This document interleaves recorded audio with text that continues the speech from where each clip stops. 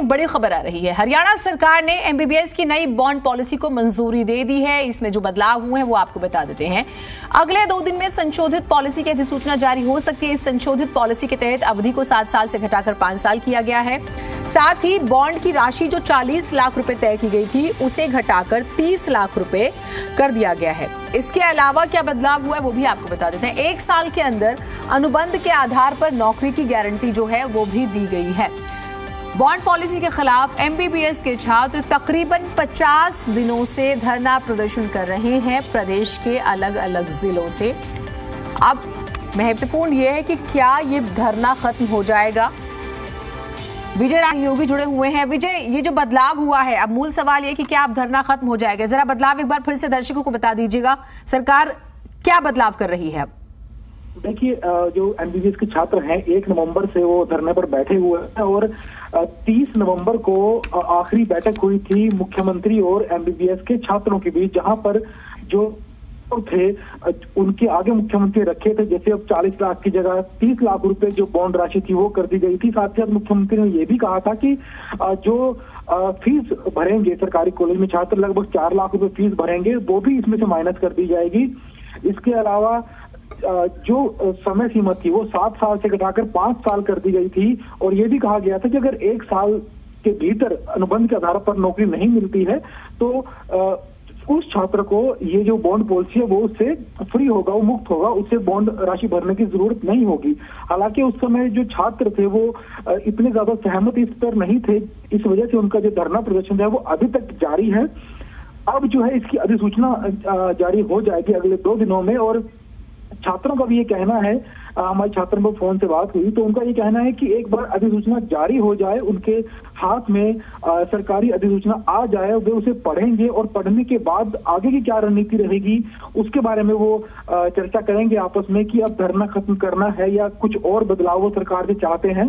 तो अधिसूचना जारी होने के बाद वो इस बारे में सोचेंगे। जी ठीक, आप रहिए हमारे साथ। तो ये जो है बदलाव किए गए हैं और अब सबसे बड़ी बात है कि जिन स्टूडेंट्स की हम बात कर रहे हैं, एमबीबीएस स्टूडेंट्स की जो विरोध कर रहे हैं, क्या वो इससे संतुष्ट है। महत्वपूर्ण ये है। रोहतक के सतलोक आश्रम के संचालक रामपाल को कोर्ट ने दोष मुक्त कर दिया। रामपाल को रोहतक कोर्ट से एडिशनल जज राकेश सिंह ने बरी किया है, लेकिन बरवाला आश्रम के मामले में कोर्ट में लंबित होने की वजह से रामपाल अभी जेल से बाहर नहीं आएगा। 12 जुलाई 2006 को हुए संघर्ष को लेकर कई धाराओं के तहत दर्ज मामले में कुल 38 आरोपी थे, जिनमें से 5 आरोपियों की मौत हो चुकी है। 5 आरोपी भगोड़े थे, जिसके चलते कुल 27 आरोपियों पर आज फैसला आया। आर्म्स एक्ट के तहत देवेंद्र, सुनील, कृष्णकांत को 2-2 साल और 5-5 हजार रुपए जुर्माने की सजा दी गई। पहले ही सजा काटने की वजह से 2 आरोपियों को रिहा कर दिया गया। 1 आरोपी को भी जमानत दे दी गई है। 12 जुलाई 2006 को आर्य समाज और रामपाल के अनुयायियों के बीच संघर्ष हुआ था, जिसमें झज्जर के रहने वाले सोनू की जान चली गई थी। 62 लोग जख्मी हो गए थे। रामपाल पर गोली चलवाने का आरोप लगा था। जांच में सामने आया कि सोनू पर रामपाल के आश्रम से बरामद 13 हथियारों में से किसी से गोली नहीं चली थी। सुनवाई के दौरान कुल 26 लोगों की गवाही हुई है, जिनमें से किसी ने भी रामपाल के खिलाफ गोली चलवाने की गवाही नहीं दी है। राज टाकिया हमारे साथ, हमारे सहयोगी जुड़े हुए हैं। राज, ये खबर क्योंकि बहुत पुरानी 2006 का मामला है, जरा बताइएगा कि ये पूरा विवाद क्या था और क्या इसे राहत माना जाए रामपाल के लिए, मानी जाए राहत?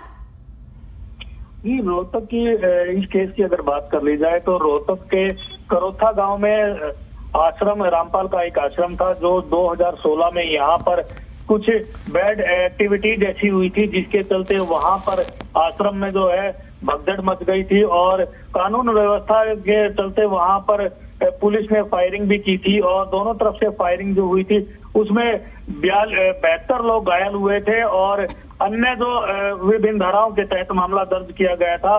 इनमें मुख्य आरोपी जो रामपाल है और वो कुल 33 आरोपियों को इसमें हिरासत में लिया गया था, फिर इनके ऊपर मामला दर्ज किया गया था।